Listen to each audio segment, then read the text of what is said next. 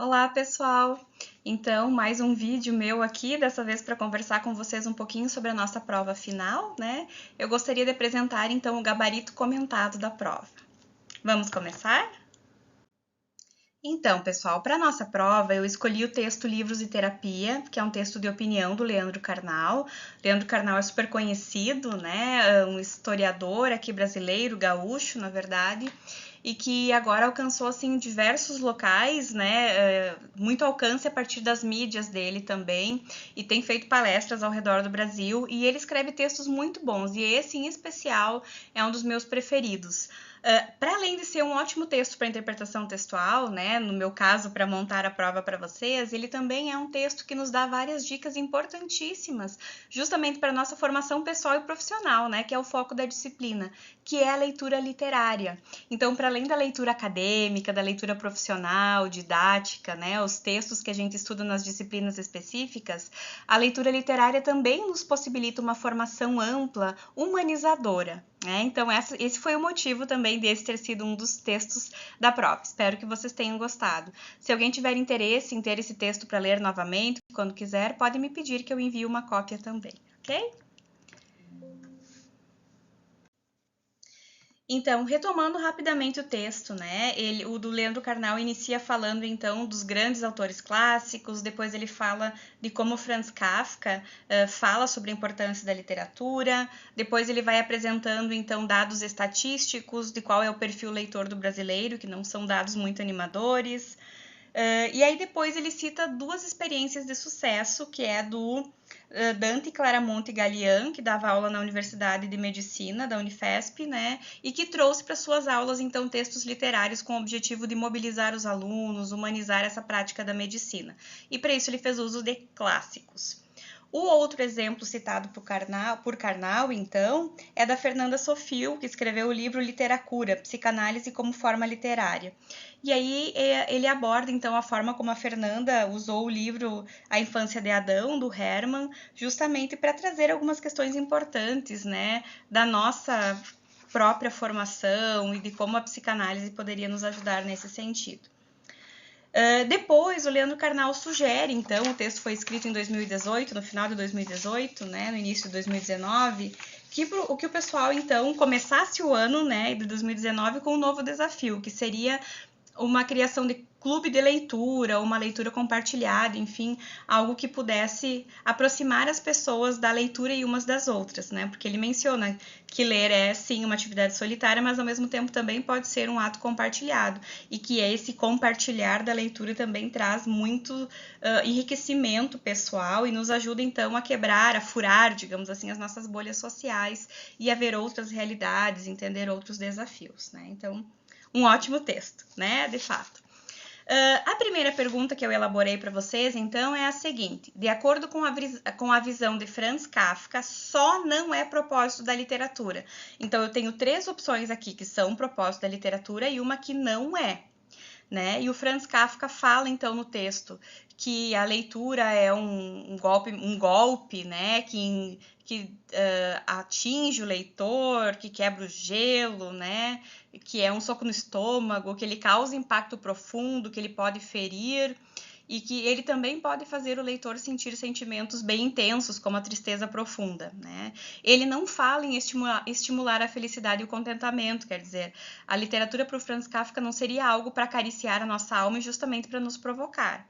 Então, a resposta certa aqui só não é propósito da literatura, de acordo com o Kafka, né? É estimular a felicidade e o contentamento, letra C. Depois, a número 2. De acordo com o autor do texto, Leandro Carnal, daí estamos falando do Leandro Carnal, os livros.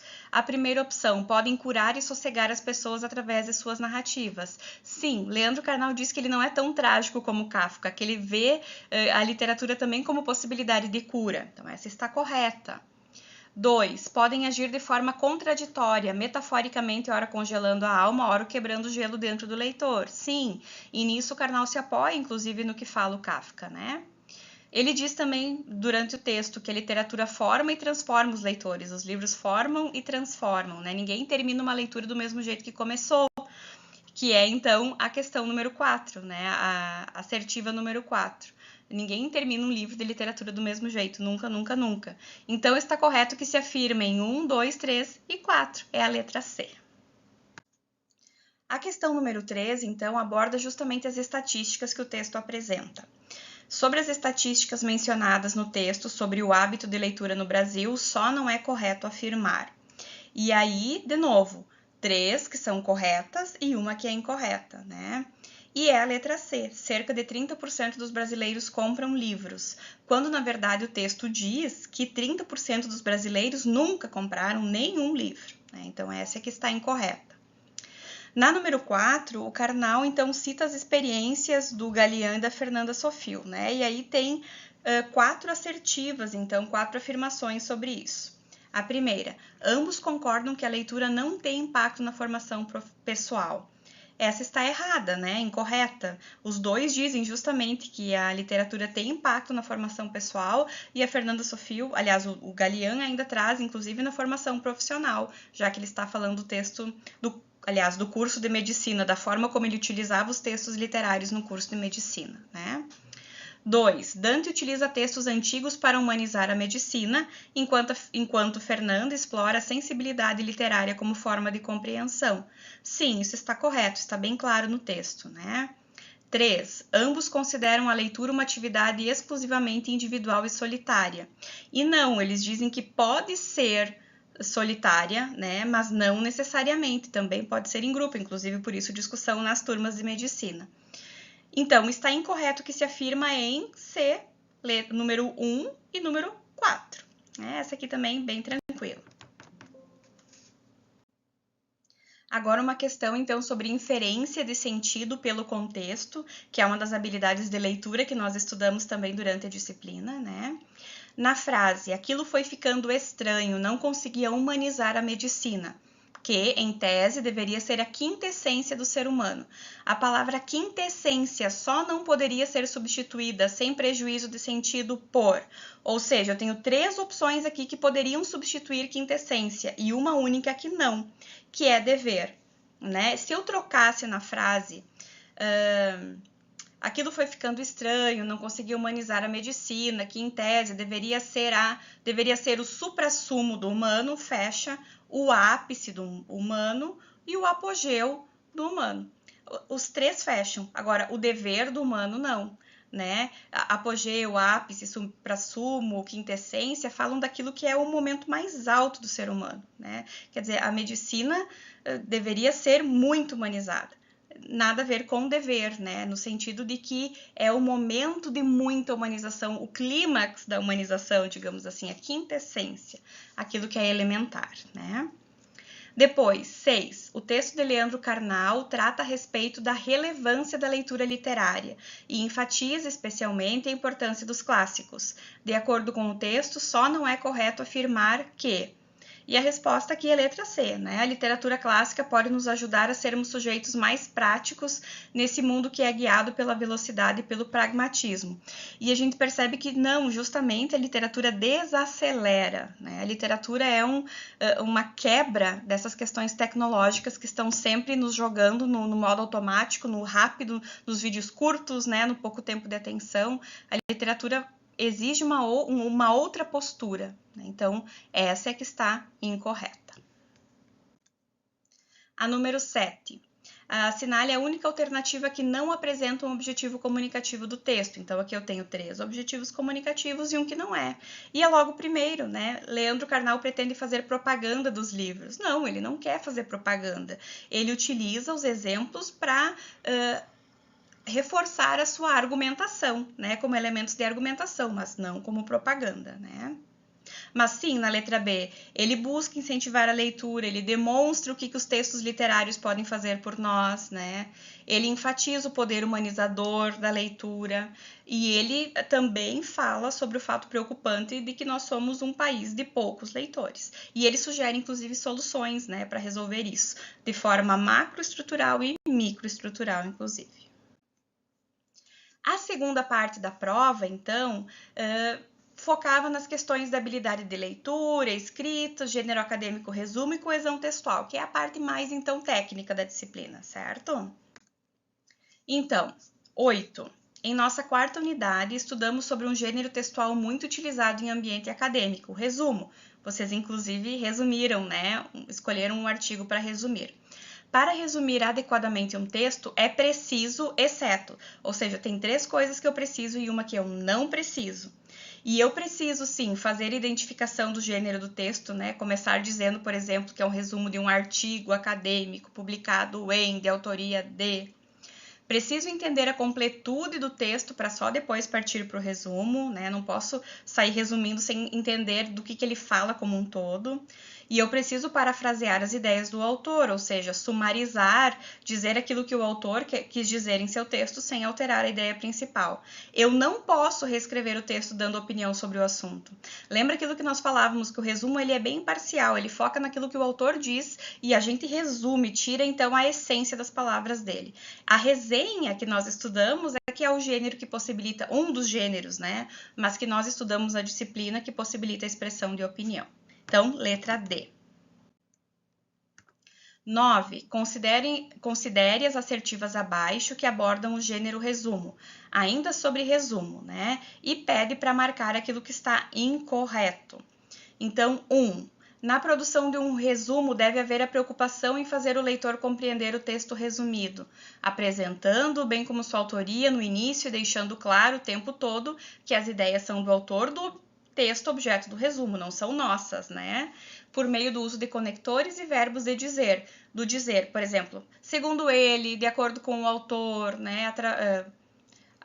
Conforme o autor e assim por diante. Então, essa está correta. 2. Ao longo do resumo que construímos, caso queiramos, podemos mencionar nossa própria opinião. De novo, né? Olha, eu fiz de propósito, que é para marcar que o resumo não é lugar de opinião. A gente não vai concordar ou discordar da opinião dos autores, né? A 3 também está certa, para escrevermos um resumo, precisamos ter compreendido o texto, né? E a 4, para fazer um bom resumo, temos que ter capacidade de síntese, de seleção, né, do conteúdo, não copiar, mas reelaborar com as nossas palavras. Portanto, está incorreto o que se afirma em letra B, 2. A número 10. Uma das unidades da disciplina abordou as estratégias de leitura. Só não é uma estratégia de leitura válida o que está na opção. De novo, 3 estratégias válidas e uma que não é válida, né? Então, o que não é válido? Essa ativação de conhecimentos do mundo, ela começa certo, tá? Previamente à leitura ou durante o ato de ler, o leitor precisa ficar atento, né, iria continuar às suas leituras prévias, ao seu conhecimento de mundo, mas ela continua para não comparar o texto lido com suas leituras prévias ou conhecimento de mundo, para não causar problemas de entendimento, né? E a questão é que quanto mais a gente lê, mais bagagem a gente tem para compreender os novos textos que vão chegando às nossas mãos, né? Então, quando a gente lê um texto novo, a gente precisa sim ativar o nosso conhecimento de mundo, precisamos comparar com o que já lemos. Por isso que a letra D está incorreta.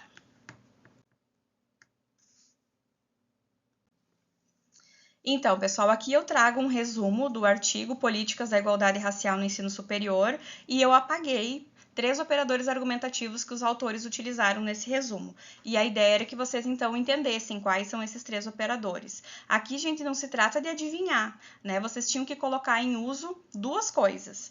Primeiro, a habilidade que nós desenvolvemos durante a disciplina de entender a estrutura de um resumo acadêmico. Lembra que eu mostrei para vocês na videoaula, com cores diferentes, inclusive, né? Que o resumo acadêmico começa apresentando o objeto de análise ou a tese defendida, né? Aquilo que vai ser analisado.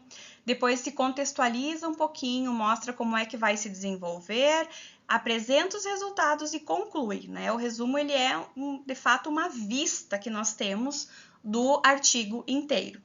A segunda habilidade que precisava colocar em uso aqui é as questões de coesão que nós estudamos também. Quais são as palavrinhas, as conjunções, os operadores argumentativos que eu utilizo aqui para dar sequência ao meu texto. Aqui nós estamos falando de coesão sequencial, né? Que dá sequência, não referencial, que retoma coisas que eu já disse ou que eu vou dizer, tá?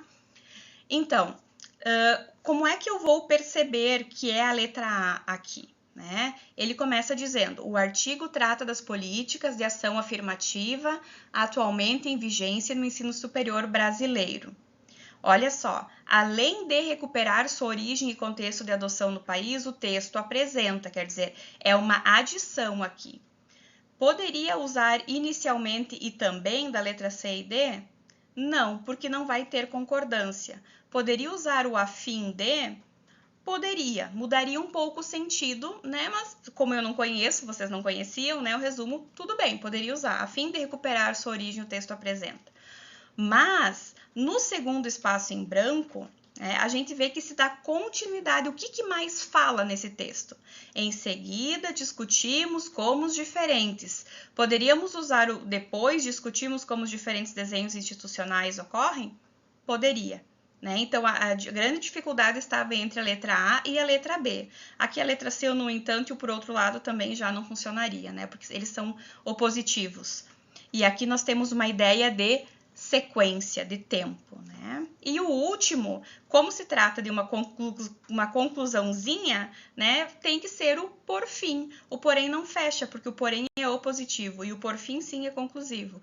Por fim, avaliamos os impactos já registrados. Letra A. A questão número 13, então, pessoal, está abordando um textinho que eu trouxe aqui para vocês, o texto escrito, né, da Regina Durigan. E a questão é a seguinte: a partir da leitura do texto e do que estudamos em relação aos processos de coesão sequencial e referencial, assinale a alternativa incorreta. Né? Então, aqui eu falava essencialmente de palavras que retomavam ou davam sequência para esse texto. Né? Então, a letra A. O pronome eles, da linha 4, estabelece coesão referencial em relação à expressão textos escritos, da linha 3, ou seja, o pronome eles deveria retomar textos escritos. Mas não funciona. Vejam só aqui a linha 3, ó. A luta que os alunos enfrentam com relação à produção de textos escritos é muito especial. Em geral, eles não apresentam dificuldades em se expressar. Eles quem? Os alunos, e não os textos escritos, né? Então, essa é incorreta. A letra B, por que está correta? Ó, na linha 6, a expressão nesta última situação retoma produzir um texto escrito. Vamos ver aqui, começamos um pouquinho antes, ó. Na linha 5, os problemas começam a surgir quando este aluno tem necessidade de se expressar formalmente e se agravam no momento de produzir um texto escrito. Nesta última situação, qual última? Produzir um texto escrito. Corretinho, né? A letra C, a palavra apenas, da linha 28, estabelece uma relação de sentido de exclusão. Sim, né? Olha só. Considera-se coeso o texto em que as partes se referem mutuamente, fazendo sentido apenas quando considerados. Apenas, exclusão, só nesse momento. E na linha 24, a conjunção, portanto, estabelece uma conclusão. Sim, a conjunção, portanto, é conclusiva, né? Para que esse discurso seja bem sucedido, portanto, deve constituir. Então, funciona, né? Número 13, letra A. A número 14 ainda é do mesmo texto, tá? Sobre os processos coesivos, considere as assertivas abaixo. Olha só. A número 1. A conjunção entretanto, da linha 18, poderia ser substituída sem prejuízo de sentido pelo vocábulo então, sem alterar o sentido original. Não, gente, porque entretanto é uma conjunção opositiva, é sinônimo de mas, porém, no entanto, não obstante, outro sim, né? Diferentemente do então, que é uma conjunção conclusiva, que funciona como assim, portanto, né? Nesse sentido. Então, essa aqui já está errada. A número 2, na frase, o fato de um texto escrito não ser satisfatório não significa que seu produtor tenha dificuldades quanto ao manejo da linguagem cotidiana, e sim que ele não domina os recursos específicos. O pronome ele retoma produtor, ele, o produtor do texto, né? 3. A palavra nela, da linha 9, retoma a expressão produção oral, para evitar repetições. Vamos ver a linha 9 aqui.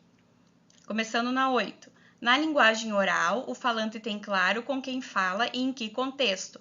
O conhecimento da situação facilita a produção oral. Nela, o interlocutor, presente fisicamente, produção oral, né? Está certo. E a 4, na frase, não basta também saber que escrever é diferente de falar. A expressão em destaque estabelece uma relação coesiva de inclusão. Sim, porque é o também é inclusivo, né? Então está correto que se afirma em 2, 3 e 4. E a terceira parte da nossa prova, então, era uma produção textual autoavaliativa. Então, gente, eu já tinha inclusive falado com vocês sobre a produção textual, tinha mostrado essa mesma tabelinha, né, já explicando que eu iria avaliar o texto de acordo com 5 critérios, né, que é o primeiro, se o texto está bem organizado, tem início, meio e fim, coerência e coesão, clareza e objetividade, né, que são as marcas da escrita acadêmica. Se o texto contemplou os itens solicitados, aqui eu dou, né, algumas sugestões e vocês poderiam complementar. Se há profundidade na reflexão desenvolvida e correção da escrita, né? Notem que os dois pontos, aliás, que falam do conteúdo do texto valem mais do que as questões mais técnicas, certo? Aí eu pedi para vocês escreverem, então, uma autoavaliação. Como é que vocês se enxergam agora ao final da disciplina? E pedi que vocês falassem sobre as aprendizagens, sobre o que vocês acharam mais interessante, sobre a dedicação de vocês especificamente na disciplina, nas leituras, nas atividades, nos encontros síncronos e nos estudos independentes, que é uma marca da graduação mais, então, né? Que traz esse protagonismo dos estudantes à tona para que vocês, né, consigam sempre desenvolver-se além daquilo que está sendo feito em aula, né? E claro, vocês poderiam abordar outras questões também, desde que essas fossem contempladas. E aí eu vou ler cada texto, então, com muito carinho, né, para dar a nota e, enfim, dar esse critério, pontuar esses critérios de vocês aqui individualmente de cada um, ok? Esse foi o gabarito da nossa prova, então. Qualquer dúvida, vocês podem entrar em contato por e-mail também, certo? Beijo!